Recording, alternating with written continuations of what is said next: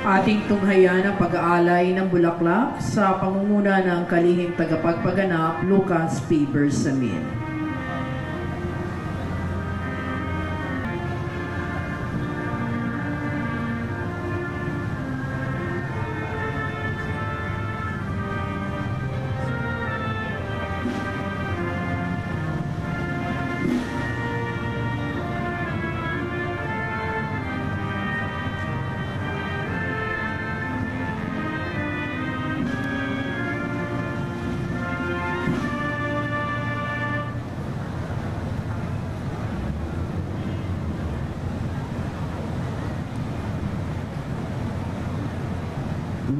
Kalis. Tanghal. Ta! Kalupunan, mga pinuno at kawal. Tanghal. Ta!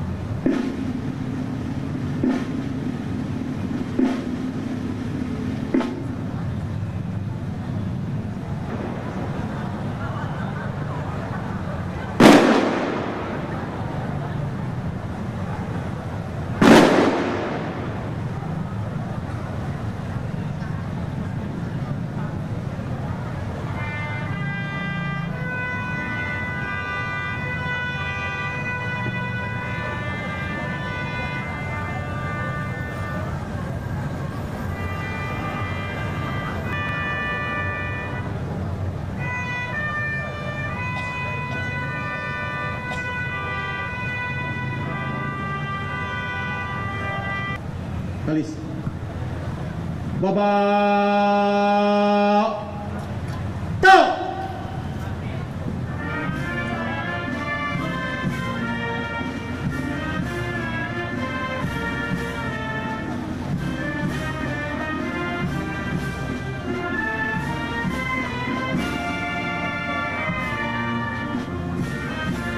Pet pakanan.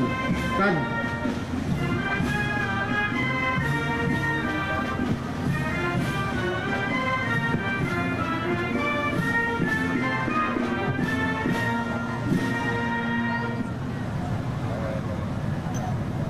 Tanghal. Ta! Kalupunan. Tanghal. Ta! Kalupunan. Baba. Ta! Handa. Dala. Alis. Baba. Ta!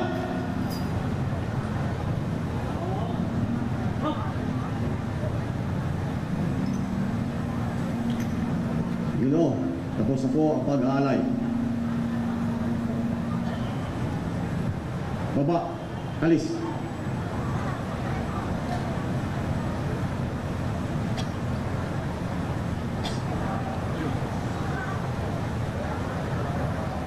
Dito po nagtatapos ang pag-aalay ng bulaklak sa bantayog ni God Andres Bonifacio. Sa ilang sagip po ay ating sisimulan ang maikling palatuntunan. Si God Andres Bonifacio sa ikasandaan at 61 taong anibersaryo ng kanyang kapanganakan. Sa kabila ng hamon ng kanyang pinagmulan, naranasan mismo ni Bonifacio ang kinasasadlakan ng kanyang mga kababayan sa ilalim ng pamahalang Kastila. Hinangad niyang lansagin ang sistemang kolonyal upang tunay na maranasan ng Pilipino ang mamuhay ng may karangalan, kaginhawahan at kasaganaan sa liwanag ng kalayaan. Ang kanyang pangunguna sa katipunan ang naghudyat sa isang malawakan at mabansang revolusyon, isang malinaw na pahayag ng pagtatanggi sa pang-aapi at pagyukod sa mga dayuhang mananakop. Inilunsad ni Bonifacio at ng kanyang mga kasama ang mga labanan sa iba't ibang panig ng bansa na nagsilbing himpilan ng pagkakaisa ng ating mga bayani sa pagkakamit ng kalayaan. Subalit, ang tunay na ambag ni Bonifacio ay higit pa sa pakikitigma. Sa kanyang hangaring makita natin ang pangarap ng isang bansang namumukod-tangi, isang bansang asyano at demokratiko na kung saan ang kapangyarihan ay nagmumula sa taong bayan. Naway ang alaala, panindigan at kagigitingan ni Andres Bonifacio ay maging huwaran sa landas nating bilang isang nakakaisang bansa.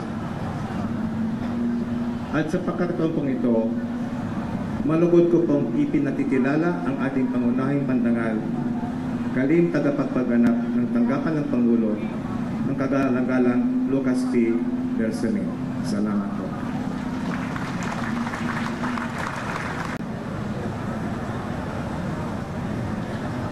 Chairman Regalado Jose Jr. of the National Historical Commission,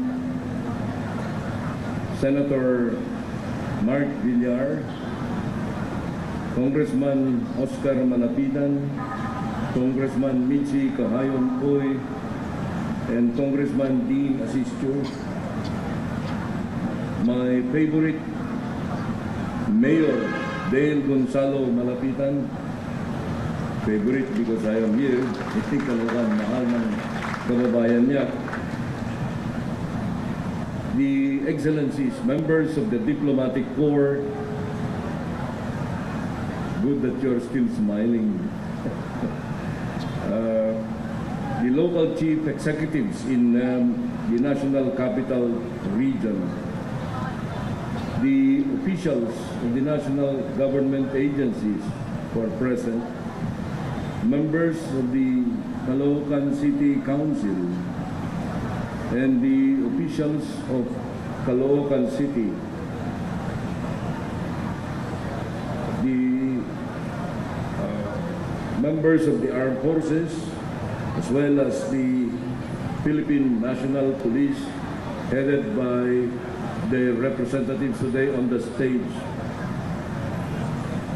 my fellow workers in government, magandang araw po sa inyong lahat.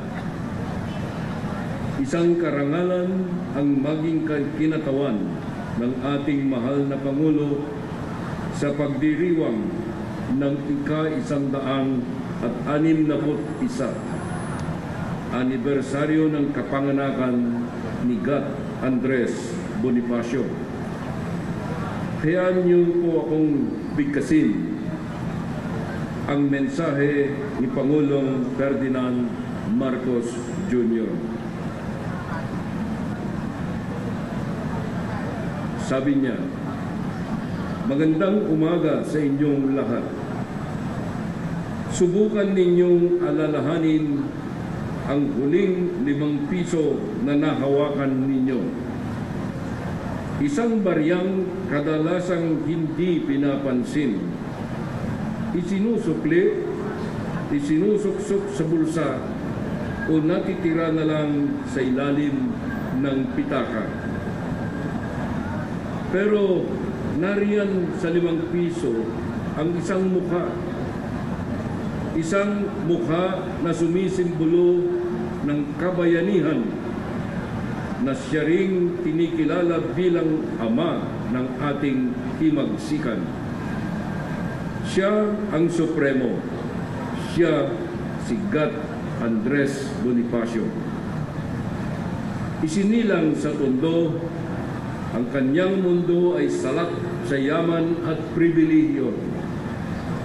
Sa murang edad, si Andres Bonifacio ay naulila bilang panganay nina Santiago Bonifacio at Catalina de Castro. Siya ang tumayo bilang padre de pamilya ng kanyang 5 kapatid. Sa gitna ng kakapusan sa buhay, siya ay nagsakripisyo para matustusan ang kanyang pamilya.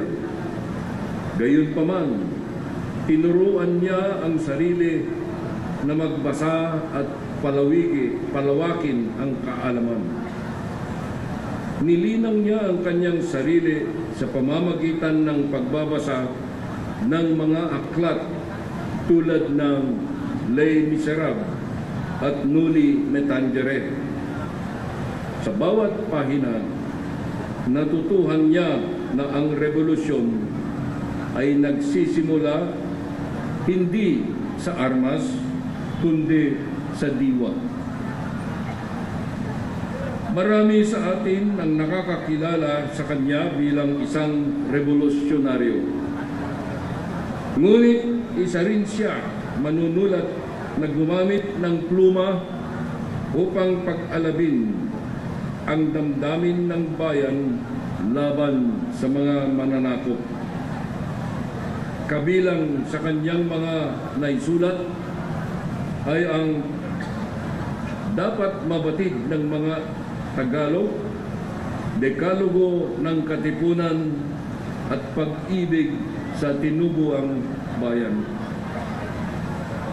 Sa harap ng espada at baril ng mga Kastila, hindi sandata ang kanaging pinakamalaking ambag ni Gat Bonifacio.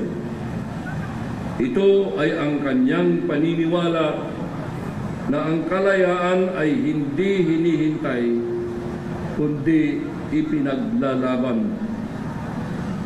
Ang kanyang talino at tapang ang nagpaalam sa damdamin ng mamamayan upang kumilos. Sa pamamagitan ng KKK, kataas-taasang kagalang-galang na katipunan ng mga anak ng bayan, itinuro niya ang bawat Pilipino ay may kakayahang lumaban para sa bansa. Ang pag-ibig sa bayan ang nag-udyok sa kanya at mga katipunero na itaya ang kanilang buhay at kaligtasan alang-alang sa kalayaan ng bayan. Kalayaang ating tinatamasa ngayon na tinubos ng dugo at luha ng ating mga ninuno. Mga kababayan, ang araw na ito ay hindi lamang para kay Andres Bonifacio. Ito ay para sa ating lahat, para sa mga Pilipino. Ang buhay ni Bonifacio ay paalala na hindi kailangang maging mayaman, makapangyarihan o kilala upang maging bayani.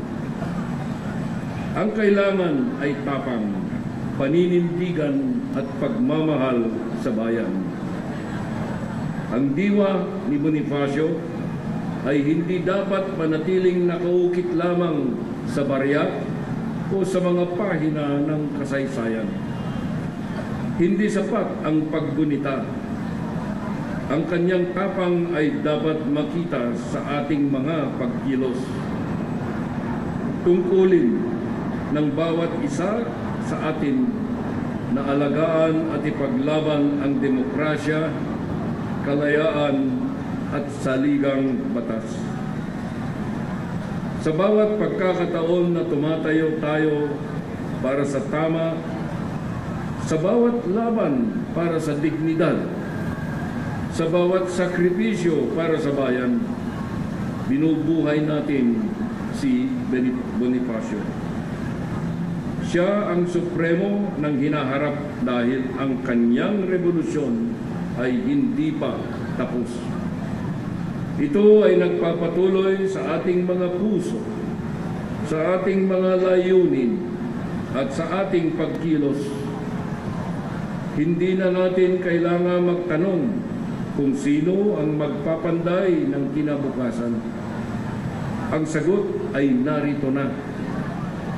Naniniwala ako na ang bawat isa sa atin ay may kakayahang tupdin ang tungkulin sa bayan. Mabuhay ang bayan na kanyang minahal. Mabuhay ang bawat Pilipinong sumusunod sa kanyang yapak. Maraming salamat po at mabuhay ang bagong Pilipinas. Marami pong salamat sa ating kalihim tagapagpaganap, Lucas P. Bersamin, ang kinatawan ng Pangulo ng Republika ng Pilipinas. Palakpakan po natin ang iginagalang Lucas P. Bersamin.